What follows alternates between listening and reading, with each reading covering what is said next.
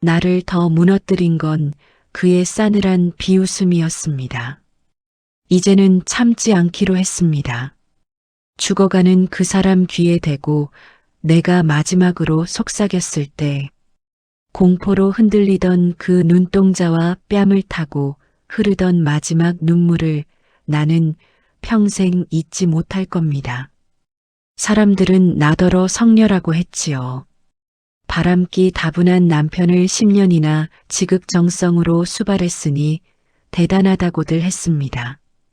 하지만 그건 사랑이 아니라 내 손등에 박힌 굳은 살 같은 지독한 복수였다는 걸 그 양반은 알았을까요? 내 나이 23 꼭 같던 시절에 만난 그 양반은 참으로 번듯했습니다. 하지만 혼인 서약의 잉크가 마르기도 전에 내 가슴엔 피멍이 들기 시작했죠. 80년대 그 시끄러운 시장통에서 갓난쟁이를 등에 업고 비린내 나는 생선을 만지며 10원짜리 하나에 벌벌 떨 때 그 양반은 다른 여자의 향수 냄새를 묻히고 들어왔습니다. 남편의 주머니에서 나온 낯선 찻집의 영수증 옷깃에 묻은 분홍색 립스틱 자국. 그런 걸 발견할 때마다 내 심장은 난도질 당했지만 나는 그저 입술을 깨물며 생선 대가리를 쳤습니다. 아이들이 있었으니까요. 엄마 아빠는 왜 안 와?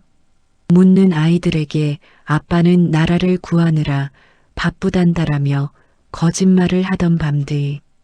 차가운 방바닥에 누워 천장에 얼룩을 세며 흘린 눈물이 아마 낙동강 물줄기보다 길었을 겁니다.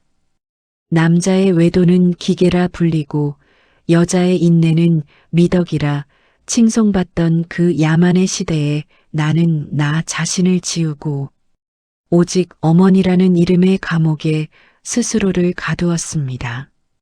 그렇게 30년 내 인생은 닳고 다른 행주처럼 너덜너덜해졌고 남편의 위세는 하늘을 찌르는 줄 알았지요. 하지만 하늘은 무심하지 않았습니다. 호령하던 그 목소리가 꺽꺽거리는 신음으로 변하던 그날 우리 집의 공기는 서늘하게 바뀌기 시작했습니다. 천하를 호령하던 그 양반이 하룻밤 사이에 말 못하는 짐승처럼 침대에 누워 나만 바라보게 되었을 때 나는 처음으로 그 사람의 눈에서 공포라는 걸 보았습니다.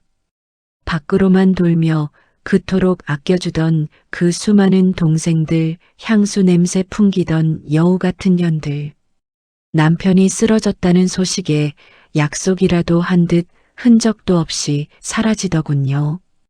결국 그 양반 곁에 남은 건 평생 제 손으로 못질하며 피눈물 흘리게 했던 마누라 바로 나 하나뿐이었습니다. 병원 복도에 감돌던 차가운 소독약 냄새가 아직도 코끝을 맴돕니다. 의사는 뇌졸중이라며 마음의 준비를 하라고 했지만 나는 속으로 차갑게 웃었습니다. 아니요, 선생님. 이 양반 그렇게 쉽게 못 죽습니다. 나한테 진 빚이 얼마인데 벌써 눈을 감습니까? 내 기도가 통한 건지 남편은 기적처럼 목숨을 건졌습니다. 하지만 입술은 비뚤어지고 사지는 나무 토막처럼 굳어버린 채 오직 눈동자만 굴릴 수 있는 신세가 되었죠. 아이들은 울며 불며 아버지를 가엾게 여겼지만 나는 그날부터 소매를 걷어붙였습니다. 10년이라는 긴 병수발의 대장정이 시작된 겁니다. 매일 아침 남편의 몸을 구석구석 닦아내고 대소변을 받아내며 나는 그 어느 때보다 정성을 다했습니다. 세상 사람들은 말했죠. 역시 조강지처밖에 없다. 순자 씨는 천사다라고요. 하지만 나는 압니다. 내 손길이 닿을 때마다 흠칫 놀라며 떨리던 그 사람의 살갗을 말입니다. 그 사람이 밖에서 비싼 양복을 빼입고 호기를 부릴 때 나는 시장 바닥에서 흙 묻은 배춧잎을 줍던 여자였습니다. 이제 공수는 교대되었습니다. 내 손에 든 물수건이 그 양반에게는 칼날보다 날카롭게 느껴졌을 겁니다. 여보 시원하지? 당신이 좋아하는 그 여편네들은 다 어디 갔나 몰라. 그래도 걱정 마요. 내가 당신 끝까지 책임질 테니까. 내 다정한 목소리가 남편의 귓가에는 지옥의 종소리처럼 들렸을 겁니다. 가부장이라는 권력의 껍데기가 벗겨진 자리에는 오직 벌거벗은 비겁함만 남았습니다. 사람들은 내가 그 양반 곁을 한시도 떠나지 않는 걸 보고 지독한 사랑이라고 합디다. 하지만 그건 사랑이 아니라 그 양반이 지은 죄의 무게를 단 한순간도 잊지 못하게 하려는 나의 지독한 성실함이었지요. 남편의 몸은 굳었어도 귀는 열려 있다는 걸 나는 알았습니다. 그래서 나는 지난 10년 동안 남들이 잠든 고요한 새벽마다 그 양반의 귓가에 대고 아주 낮은 목소리로 우리들의 진짜 역사를 읽어주었습니다. 남편의 눈동자가 나를 따라올 때마다 나는 싱긋 웃어주며 수건을 적셨습니다. 그리고 아주 천천히 그가 밖에서 탕진했던 돈봉투의 액수와 나를 모욕했던 여편네들의 이름을 하나하나 읊었지요. 여보 기억나? 당신이 그 여자 백사 준다고 우리 애들 학원비 떼먹었던 날. 그날 비가 참 많이 왔는데 내 목소리는 물결처럼 부드러웠지만 그 속에 담긴 말들은 얼음 송곳이 되어 그 양반의 심장에 박혔을 겁니다. 말 한마디 못하고 누워있는 남편의 눈가에 이슬이 맺히면 나는 세상에서 가장 자상한 아내의 얼굴로 그 눈물을 닦아주었습니다. 왜 울어 여보? 미안해서 그래? 아니면 억울해서? 남편은 꺽꺽거리며 무언가 말하려 했지만 굳어버린 혀는 배신의 대가처럼 무거웠을 뿐입니다. 나는 그 순간 비로소 깨달았습니다. 진정한 복수는 피를 흘리는 것이 아니라 상대방이 저지른 잘못을 죽는 순간까지 낱낱이 대면하게 만드는 것이라는 거요. 이 침묵의 방은 그 양반에게는 세상에서 가장 좁고 괴로운 감옥이었을 것이고 나에게는 30년 세월의 한을 씻어내는 신성한 재단이었습니다. 남들은 나를 성녀라 칭송하며 박수를 쳤지만 나는 그 박수 소리 뒤에서 서늘하게 식어가는 나의 청춘을 애도했습니다. 이제 그 양반의 숨소리가 조금씩 거칠어지기 시작합니다. 우리의 이 기묘한 동거도 그리고 나의 이 처절한 연극도 이제 막바지를 향해 달려가고 있었습니다. 사람들은 끝내 내가 남편의 임종을 지키며 흘린 눈물을 지독한 사랑의 증거라고 합디다. 하지만 그건 사랑이 아니라 내 인생을 짓눌렀던 거대한 바위가 치워질 때 터져나온 안도의 한숨이었고 억눌렸던 청춘에 대한 뒤늦은 조문이었습니다. 그 양반이 마지막 숨을 몰아쉬며 내 손을 잡으려 했을 때 나는 그 손을 잡는 대신 그의 귀에 입술을 바짝 갖다 댔습니다. 그 양반의 눈동자가 힘없이 풀리며 초점을 잃어가던 그 순간 나는 생전 그가 가장 아끼던 물건이자 외도의 전리품이었던 낡은 금고 열쇠를 그의 눈앞에서 천천히 흔들었습니다. 그리고 낮지만 서늘한 목소리로 마지막 인사를 건넸지요. 여보 당신이 평생 모으고 아꼈던 거 그거 이제 당신 거 아니야. 당신이 무시했던 나 그리고 우리 아이들 거야. 당신이 뿌린 씨앗대로 거두는 거니까 억울해하지 마요. 저 세상 가거든 당신 때문에 울다 지친 우리 친정 엄마한테 사죄나 하고 살아요. 남편의 눈에서 마지막 눈물 한 방울이 주르륵 흐르더니 이내 숨소리가 잦아들었습니다. 그토록 무겁게 나를 누르던 아내라는 이름의 족쇄가 풀려나가는 기분이었죠. 남들은 곡소리를 내며 울었지만 나는 장례식 내내 마음속으로 꽹과리를 쳤습니다. 30년의 인내와 10년의 병수발 그 긴 터널을 빠져나온 나에게 주는 유일한 축제였으니까요. 이제 나는 검은 상복을 벗어던지고 생전 그 양반이 천박하다며 못 입게 했던 화사한 꽃무늬 원피스를 꺼내 입었습니다. 자식들은 이제 쉬라고 하지만 나는 다시 운동화 끈을 묶습니다. 남의 덕이 아닌 내 힘으로 일구는 하루 누구의 눈치도 보지 않고 마시는 차가운 새벽 공기. 이것이 바로 내가 40년을 기다려온 나의 진짜 인생입니다. 참고 사는 게 미덕인 줄 알았던 모든 분들께 감히 말씀드리고 싶네요. 당신의 인생은 당신의 것이라고 더 늦기 전에 당신만의 꽃을 피우시라고 말입니다. 그 양반의 숨소리가 가빠질수록 내 마음은 오히려 차분하게 가라앉았습니다. 죽음을 앞둔 사람 앞에서 복수를 꿈꾸는 내가 독하다고들 하겠지요. 하지만 40년 전 그 양반이 술에 취해 들어와 내 억장을 무너뜨리던 그날부터 내 안에 다정했던 순자는 이미 죽고 없었습니다. 이제 남은 건 제 발로 서기 위해 칼날을 가는 한 여자뿐이었죠.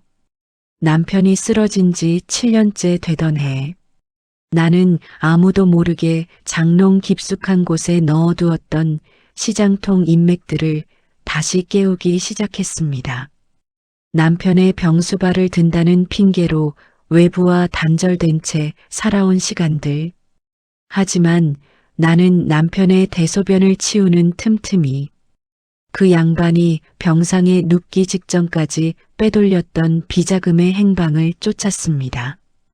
그 양반은 내가 아무것도 모르는 바보인 줄 알았겠지만 나는 그가 잠든 사이 그의 휴대폰과 낡은 수첩을 산낱이 뒤졌지요. 그 속엔 내 인생을 송두리째 앗아간 배신의 증거들이 빼곡히 적혀 있었습니다. 어머니, 이제 그만하세요. 아버지는 이제 힘도 없잖아요. 자식들은 나를 말렸습니다. 하지만 자식들이 보는 아버지는 그저 가여운 환자일 뿐 내가 겪은 지옥의 불길을 단 한 번도 보지 못했습니다. 나는 아이들의 손을 뿌리치고 남편의 이름으로 된 땅과 건물들이 어떻게 그 여우 같은 년들의 이름으로 넘어가려 했는지 그 증거들을 모으기 시작했습니다. 병실 구석에서 녹음기를 켜둔 채 남편을 찾아와 위로하는 척하며 재산을 탐내던 내 연녀의 목소리를 담아냈을 때의 그 전율. 그것은 단순한 분노가 아니라 잃어버린 내 삶을 되찾겠다는 선전포고였습니다. 세상은 여전히 여자가 참는 것이 덕이라 말하지만 나는 그 고정관념의 담벼락을 내 손으로 부수기로 했습니다.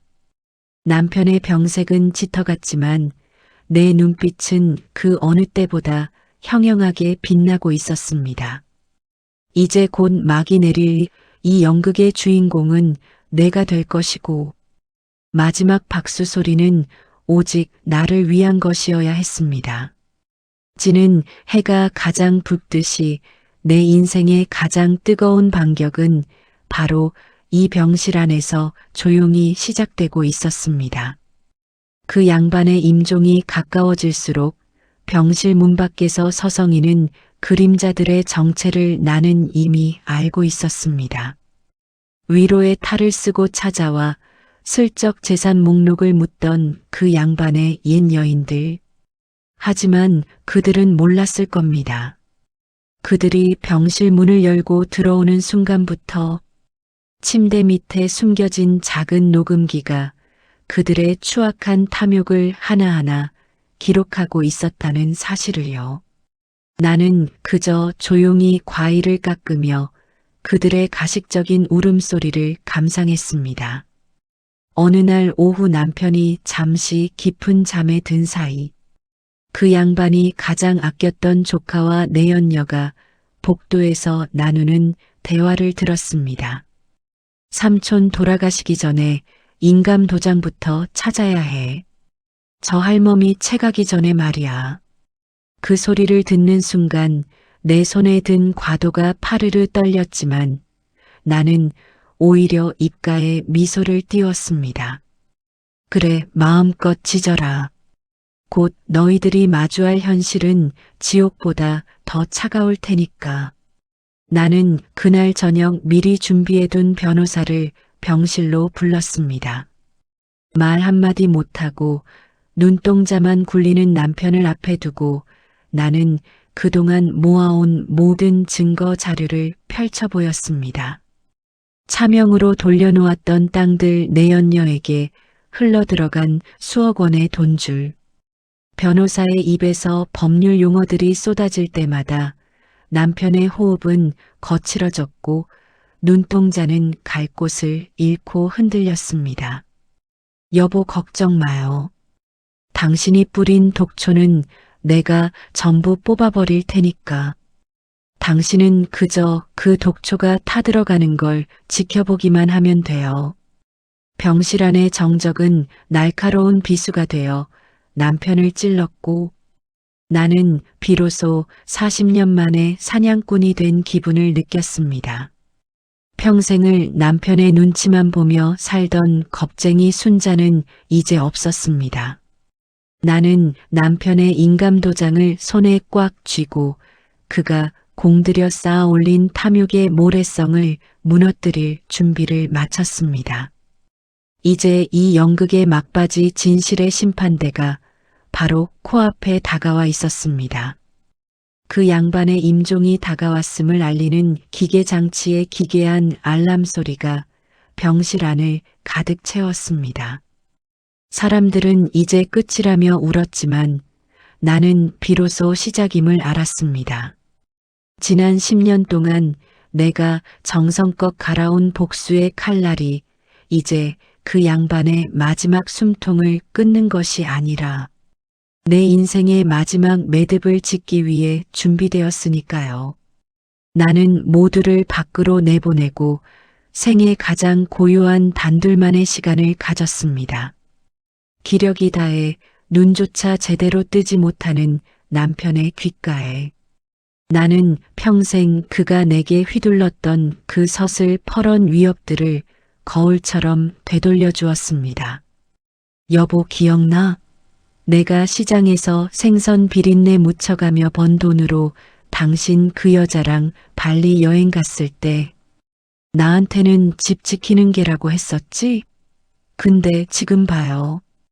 그 잘난 여자들도 당신이 빼돌린 재산도 당신 손 하나 까딱 못하게 묶어놓은 건 결국 당신이 무시했던 그게였네.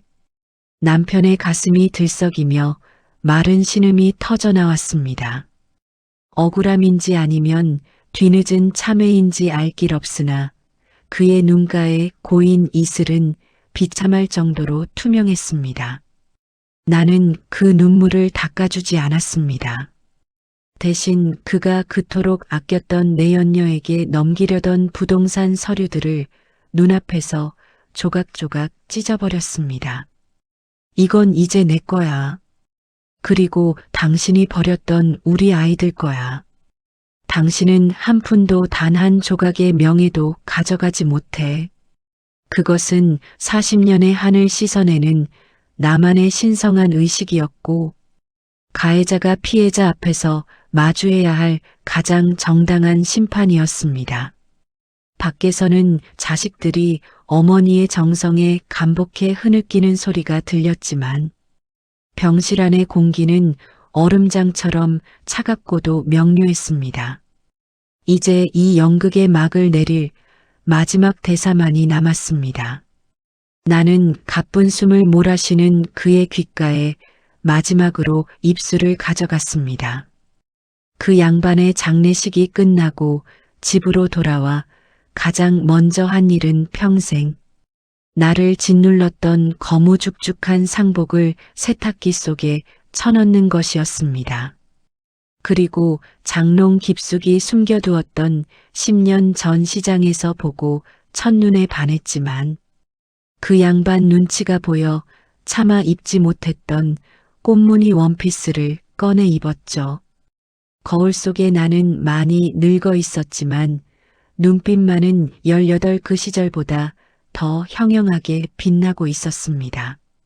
아이들은 아버지를 잃은 슬픔에 잠겨 내 화려한 옷차림을 의아하게 바라보았지만 나는 개의치 않았습니다. 얘들아, 엄마는 오늘부터 다시 태어나는 거다. 너희 아버지는 자기 몫의 삶을 살다 갔고 나는 이제야 내 몫의 삶을 시작하련다. 그 양반이 남긴 재산은 변호사를 통해 아이들과 나에게 공정하게 배분되었습니다. 내 연녀들이 길길이 날뛰며 소송을 건다지만 지난 10년 동안 내가 모은 녹음기와 장부들이 그들의 입을 영원히 봉인할 테니 걱정 없습니다. 나는 이제 매일 아침 남편의 욕창을 살피는 대신 베란다에 내어놓은 화초들의 새순을 살핍니다. 그 양반이 돈 아깝다며 타박하던 커피 한 잔을 내 손으로 직접 내려 마시며 창밖으로 흐르는 한강의 물결을 하염없이 바라보기도 합니다. 남의 비위를 맞추기 위해 지어내던 웃음이 아니라 내가 정말 행복해서 지어지는 진짜 웃음이 입가에 번집니다. 40년이라는 긴 세월을 돌고 돌아 나는 비로소 누구의 아내도 누구의 어머니도 아닌 인간 순자로 돌아왔습니다.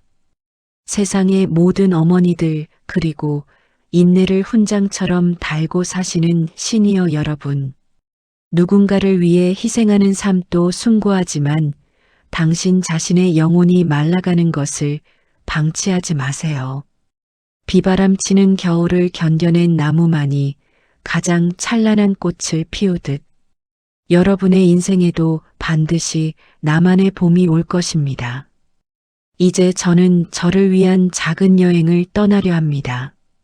가방 하나 둘러매고 정처 없이 떠나는 이 길이 내 인생에서 가장 아름다운 행진이 될 것 같습니다. 평생의 한을 씻어내고 당당하게 홀로 서기에 성공한 순자님의 이야기에 가슴이 뜨거워지셨나요? 인생의 후반전 진정한 주인공으로 거듭난 모든 분을 응원합니다. 이 이야기가 여러분의 삶에 작은 용기가 되었다면 구독과 좋아요 부탁드립니다. 여러분의 따뜻한 응원이 더 깊고 진한 사연을 찾아오는 저에게 큰 힘이 됩니다.